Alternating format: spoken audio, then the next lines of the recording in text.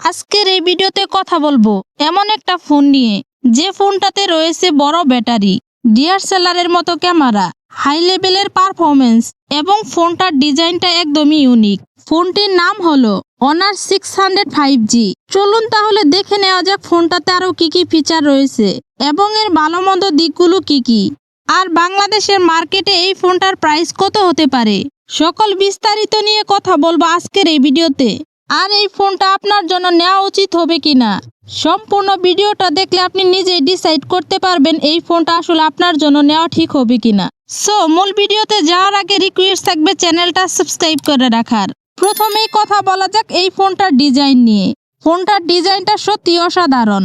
পেছনের দিকে রয়েছে দুইটি ক্যামেরা এবং পাশের দিকে রয়েছে ফ্ল্যাশ লাইট। ফোনটার কালার এবং ডিজাইন দেখে প্রথমেই মনে হতে পারে এটা হয়তো বা আইফোন। যাই হোক, ফোনটার ডিজাইনটা আপনাদের কাছে কেমন লেগেছে কমেন্টে জানাতে পারেন। এখন যদি আমরা ফোনটার ডিসপ্লে নিয়ে কথা বলি, ফোনটাতে রয়েছে 6.57 ইঞ্চির ডিসপ্লে, আর এই ফোনটাতে অ্যামোলেড প্যানেল ব্যবহার করা হয়েছে। স্ক্রিনের দিকে রয়েছে গরিলা গ্লাস প্রোটেকশন এবং 120 হার্জের রিফ্রেশ রেট। অন্যদিকে ফোনটার পিক ব্রাইটনেস হচ্ছে 6500 নিটস পিক ব্রাইটনেস।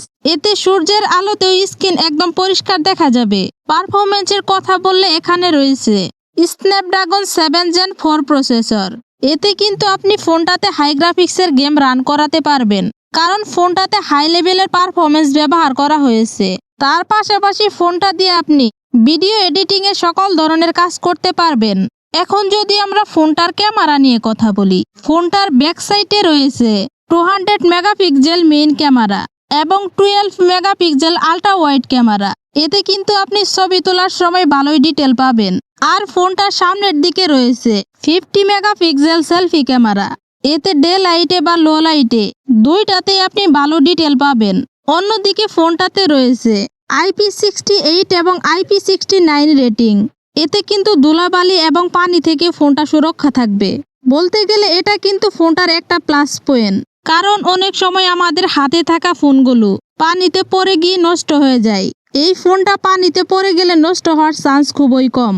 যাই হোক, এখন কথা বলা যাক ফোনটার ব্যাটারি নিয়ে। ফোনটাতে দেওয়া হয়েছে 7000 mAh এর বিশাল ব্যাটারি।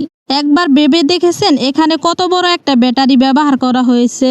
মানে বুঝতেই তো পারছেন, ফোনটা যদি আপনি একবার ফুল চার্জ করেন তাহলে তো 2 দিন টেনশন করতে হবে না চার্জের। এবং ফোনটা চার্জ করার জন্য দেওয়া হয়েছে 80 ওয়াট ফাস্ট চার্জার। এতে খুব দ্রুতই ফোনটা ফুল চার্জ হয়ে যাবে। এখন যদি আমরা র্যাম এবং স্টোরেজ নিয়ে কথা বলি, এখানে দেওয়া হয়েছে 8GB র্যাম এবং 256GB স্টোরেজ।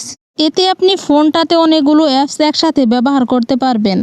স্টোরেজের কোনো টেনশন করতে হবে না।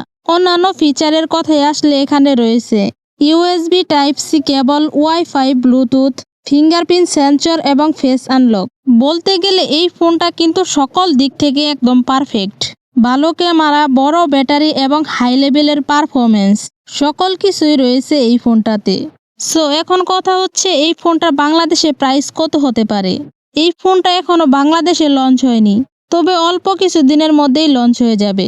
বাংলাদেশের মার্কেটে এই ফোনটার দাম হতে পারে প্রায় 50,000 টাকার আশেপাশে। আপনি যদি এই বাজেটের মধ্যে সকল দিক থেকে একদম পারফেক্ট একটা ফোন কিনতে চান, তাহলে এই ফোনটা কেনার জন্য অপেক্ষা করতে পারেন। আর যদি আপনার বাজেট কম হয় তাহলে আপনি অন্য একটা ফোন চয়েস করতে পারেন। আশা করছি বুঝতে পারছেন। সো ভিডিওটা কেমন লাগলো আর ফোনটা আপনাদের কাছে কেমন লেগেছে কমেন্টে জানাতে পারেন। আর হ্যাঁ, প্রতিনিয়ত এরকম ইনফরমেটিভ ভিডিও পেতে চ্যানেলটা সাবস্ক্রাইব করে রাখতে পারেন। আর যদি আপনি এই ভিডিওটা ফেসবুক পেজ থেকে দেখে থাকেন তাহলে অবশ্যই ফেসবুক পেজটি ফলো দিয়ে রাখবেন। সো দেখা হচ্ছে নেক্সট আরেকটি ভিডিওতে। ততক্ষণে সকলে ভালো থাকুন, সুস্থ থাকুন। আল্লাহ হাফেজ।